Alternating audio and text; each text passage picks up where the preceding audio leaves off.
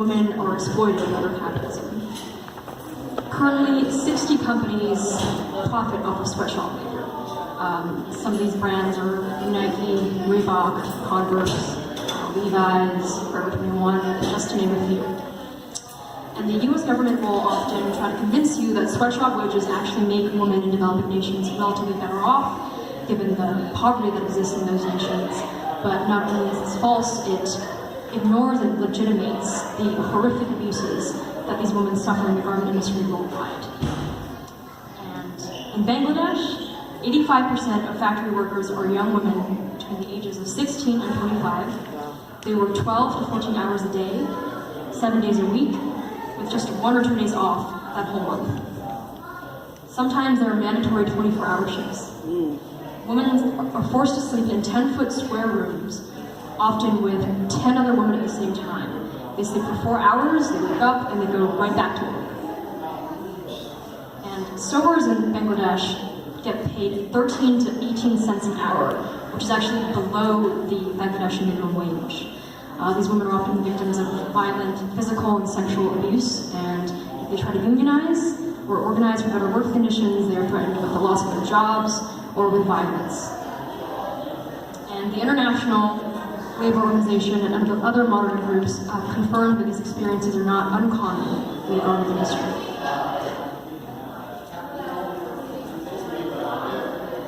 So, just as multinational corporations perpetrate these abuses with impunity, so do wealthy US employers perpetrate human trafficking with impunity.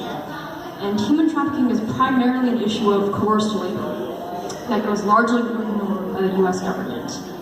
And the US often casts itself as a savior of girls from foreign nations, but this obscures the real roots of human trafficking as a direct result of US imperialism.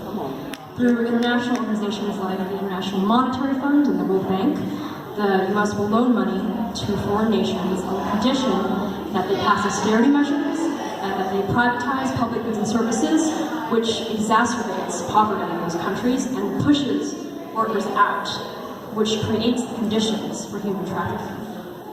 And in the United States, women are most commonly trafficked in and into domestic work. Many instances of human trafficking are also directly sponsored by the US government through guest worker programs where thousands of women are recruited into the US and forced to work in conditions that are tantamount to modern-day slavery. Typically, when a woman enters the US, her passport is confiscated by her employer. The contract that she originally signed is replaced by a new one stipulating longer hours and lower pay. She is forced to work around the clock, 7 days a week. She's not allowed to use her phone. She is not allowed to leave the house.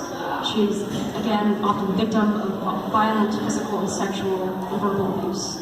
If she tries to complain, her employer will threaten her. If she tries to escape, she is automatically considered ineligible for employment and liable to be deported.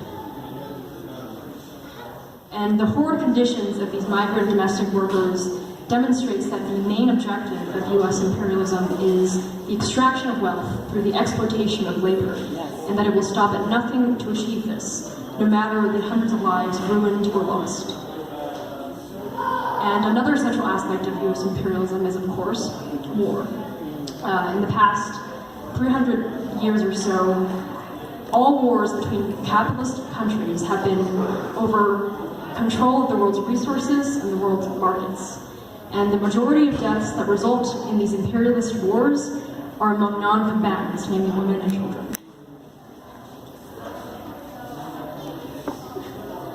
Sexual violence and trafficking rose horrifically after the US invaded Iraq. And since 2005, the Pentagon has armed and trained militias in Iraq to use sexual violence and femicide to consolidate their power. And the fact that women were also detained and tortured in Abu Ghraib went virtually unreported in the media because the Pentagon, again, colluded with government officials to prevent the release of photos documenting these atrocities. In Abu Ghraib and in other occupation detention centers, women are degraded and tortured.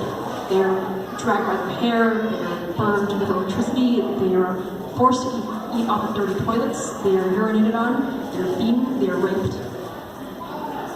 And again, the US will always try to justify military intervention on the pretense of bringing liberation or democracy to these nations. But that's a blatant lie, because the bottom line of US military intervention is always to maintain the political and the economic power necessary to serve the interests of the US oligarchy. And another way in which the US government is destroying women's lives is through the Trump administration's proposed plan to form a global coalition designed to restrict women's reproductive rights. And of course, the Trump administration has been pushing an anti-woman agenda since the very beginning, right? They've told diplomats to avoid talking about sexual health, or reproductive rights, or comprehensive sex education in favor of abstinence-only programs. And historically, restricting women's reproductive freedom has been a cornerstone of the US imperialist project.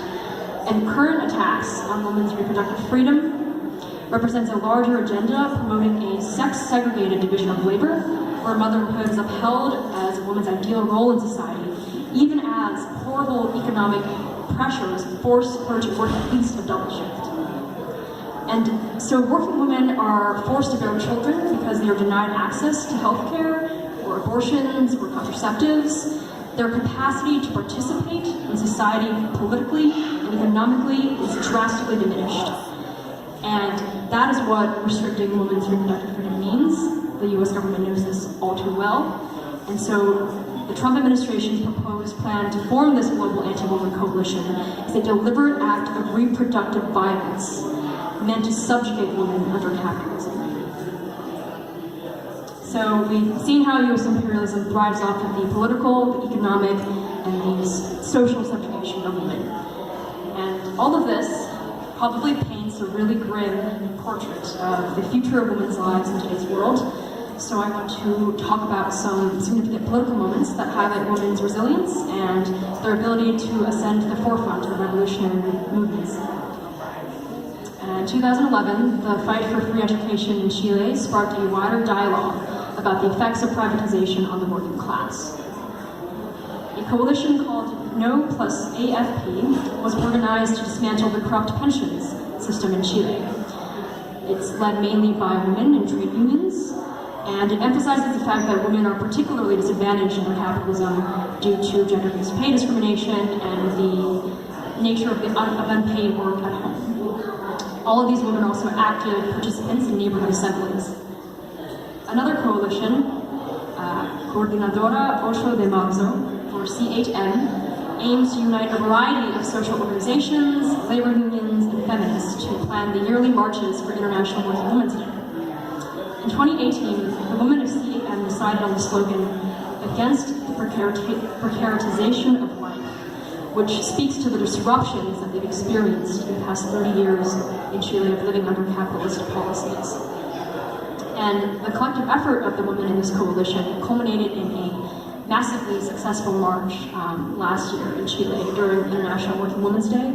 The streets were crowded, overflown with thousands upon thousands of women, and the action had a huge ripple effect, as seen by the uprisings led by women that later erupted across the nation's schools and universities to fight privatization of education, and also in the subsequent revival of the fight for abortion rights. In Quebec, at the 2001 Summit of the Americas, thousands of protesters gathered to oppose the Free Trade Area of the Americas, which is a trade deal that would have crippled the economies of countries in Latin America and the Caribbean. Fortunately, it was never passed, due in no small part to the actions of these protesters. In opposition to the trade deal, the Women's Committee Salami issued a call to women's groups throughout the Western Hemisphere to participate in a collective act of resistance. And in the words of these women, "We are taking action because we will no longer tolerate the web of corporate control that binds us down and constricts our lives. We will not allow the system to continue. We have taken this measure, its time is done. Instead, we will become spiders, spinning a new web of connection, of solidarity out of our rage and out of our love. We will, as women, weave together our hopes and dreams, our aspirations, our indictments, our testimony, our witnessing, our demands, our visions. We will write on ribbons, on strips of cloth, on rags. We will draw, paint, knot cords, braid yarn, whisper into pieces of string. And from these materials we will weave our web. So between 300 and 500 women gathered together to knit pieces of cloth illustrating the sexist effects of capitalism. These women also stitched a giant marionette that they named Nemesis after a Greek goddess symbolizing righteous indignation against evil and unearned fortune. And these women, along with thousands of other protesters, marched to the perimeter fence at the summit. And when they got there, they hung their pieces of cloth to form a mural illustrating the sexist effects of capitalism. And a small group of women in the front performed a weaving dance using poles to signify the work that they did in the garment industry. And the imagery used in the rally, from the mural to the weaving dances to the giant marionette, speaks directly to the material conditions of these women in capitalist society. But it also speaks to the particular kinds of women, kinds of work that women do. And this is normally done under incredibly oppressive conditions. So I find it poignant and deeply compelling that these women decided to do that same work, but on their own time, of their own will, and in a space that was defined not by neglect or violence, but by love and solidarity.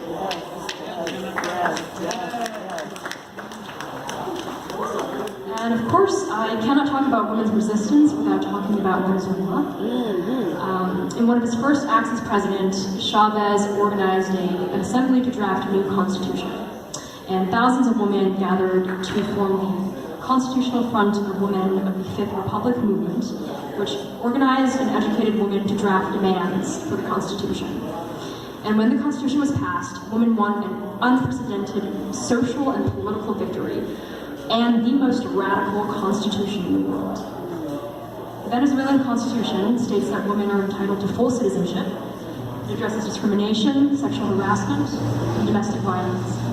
In addition to guaranteeing full equality between men and women in employment, it is the only constitution in Latin America that recognizes housework as an economically productive activity, thus entitling housewives to Social Security benefits.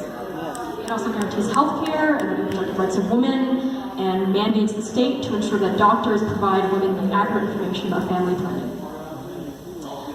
Some of you may be surprised to hear that after the 2002 coup, Chavez was restored to power through uprisings that were led mainly by the poorest women of Caracas.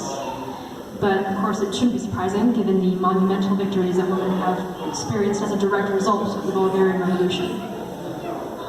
And the women of Caracas also played a huge role in ensuring equal access to safe water in that city. Caracas is a city that is divided deeply by racial and class inequalities.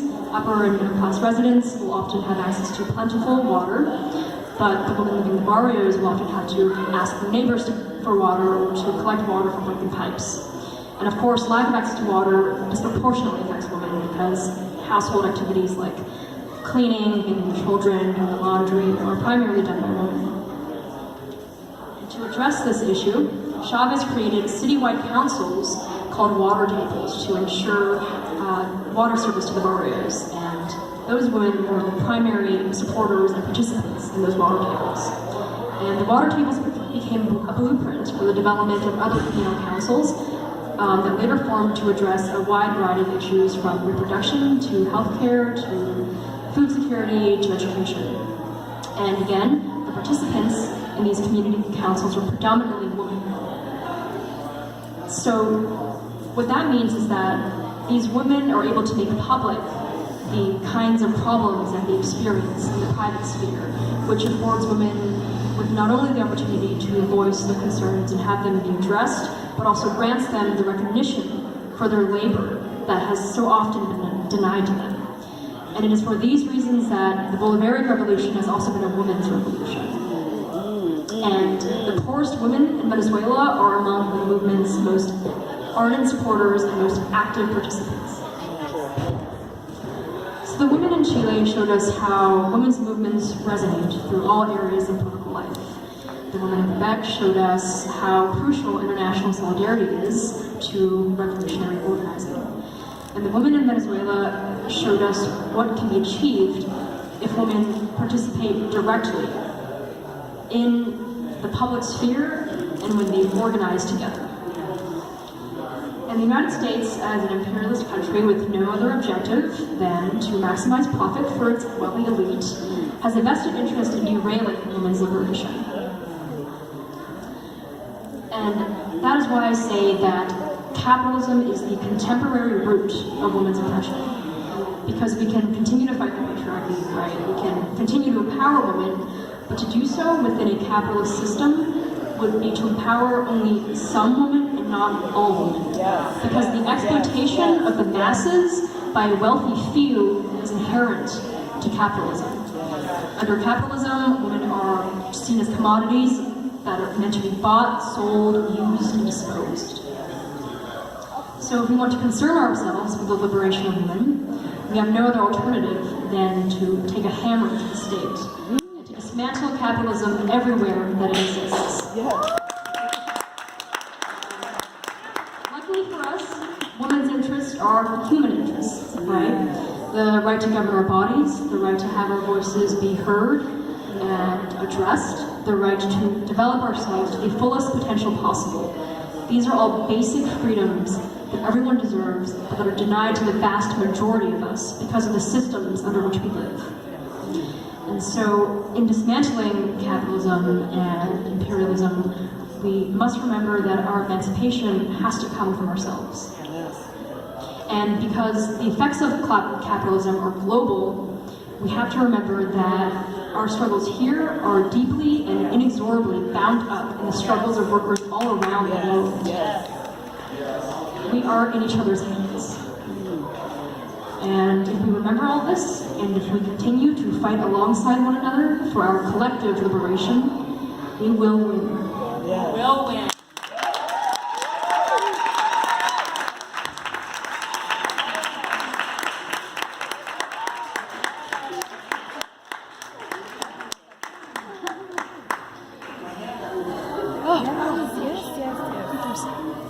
Oh, Jennifer. Got me teary-eyed over here because when we recognize the bonds that we have with working women globally, it just makes our duty here in the U.S. more clear. The rest of the world is waiting for us to get our shit together. It really is. So I don't want us to be fooled into thinking that, oh, that's just